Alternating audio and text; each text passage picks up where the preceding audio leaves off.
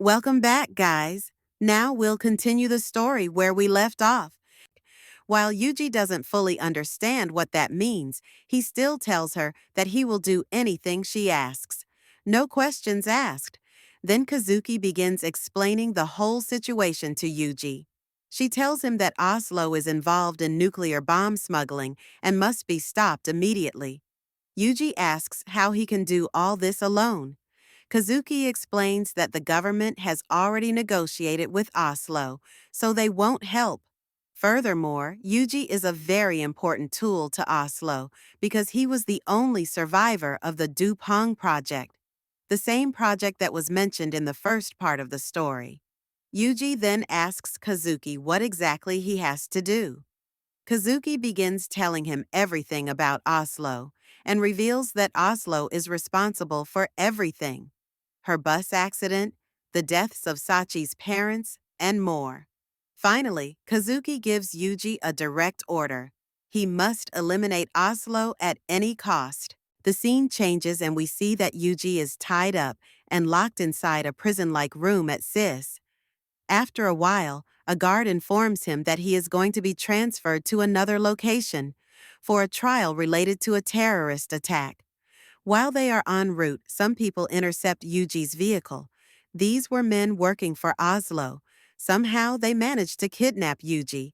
They strap a watch to his wrist that has a bomb attached. If Yuji or anyone else tries to remove it, it will explode. Soon, SIS backup guards arrive, but then a smoke bomb is used, filling the entire area with thick smoke. It becomes difficult to breathe.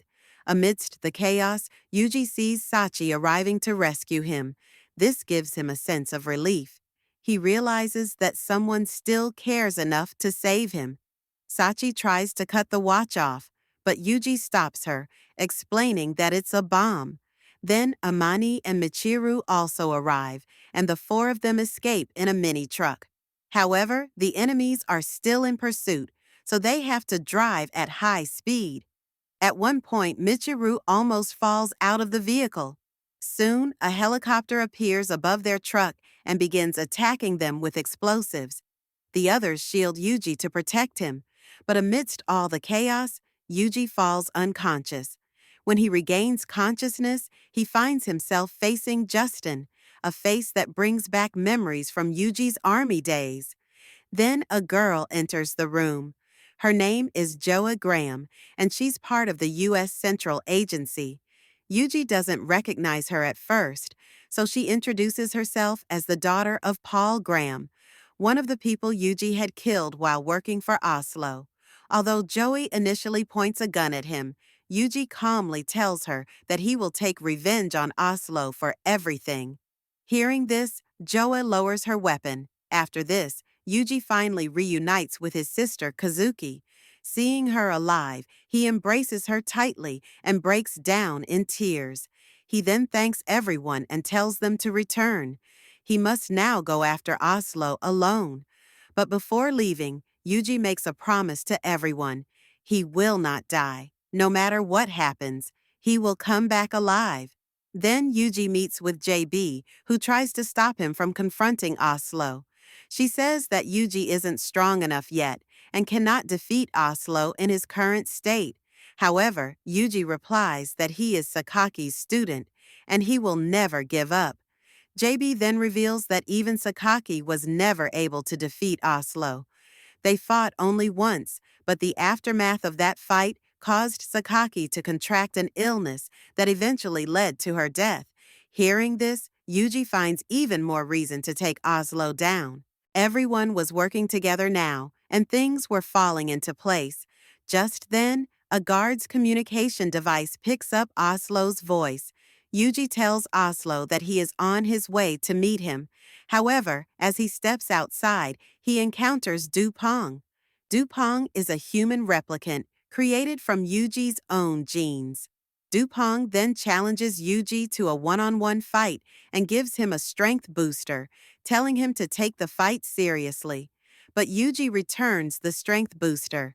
In reality, this booster is a kind of drug that can temporarily make someone extremely powerful, which would normally take years to achieve. As the fight begins, Dupong manages to inject the booster into Yuji's neck. After that, Dupong fires at Yuji with a gun, but Yuji quickly grabs a gun and begins dodging his attacks. Just as Dupong is about to shoot Yuji at close range, Yuji flips Dupong's gun with lightning speed, causing Dupong to shoot himself. However, when Yuji is about to kill him, Dupong uses another booster and dodges Yuji's attack. The fight resumes, with Yuji starting to lose. He realizes that his only chance is to use another booster on himself. Even though Dupong continues to target Yuji's weaknesses, Yuji begins to lose hope. But then, he hears Sakaki's voice, urging him to stand up and fight for her. With newfound strength, Yuji uses all of his power to defeat Dupong. After this, Yuji enters Oslo's room, where Oslo starts talking about their past. Yuji ignores his words and attacks him with a knife. However, Oslo dodges the attack and tells Yuji that the bomb on his wrist will explode in 5 minutes. To get the key to disarm it, Yuji must do exactly what Oslo says. Oslo then picks up Sakaki's sword and starts attacking Yuji. Yuji tries to avoid the blows, but he takes several hits. He starts losing control, and Oslo seizes the opportunity to stab Yuji in the abdomen with the sword. Yuji begins to bleed, but despite this, he summons the strength to approach Oslo and tells him that he doesn't need a gun or a sword to kill anyone. With that, Yuji grabs a pen and attacks Oslo's throat. He tells him that it was Oslo who taught him how to do this. Yuji then uses Sakaki's sword to escape the room, but his vision begins to blur and he feels weak due to the numerous injuries he has sustained. He then sees Sakaki, who tells him he must survive no matter what, because he made a promise to his friends. Just then, there's an explosion at the location. 2 years later, we see Yuji peacefully living on a private island, very happily with everyone. But now, this story ends right here. So, how did you find this video and explanation? Do let us know in the comments, and if you liked it, make sure to like the video, subscribe to the channel Explainoverse, and don't forget to press the bell icon.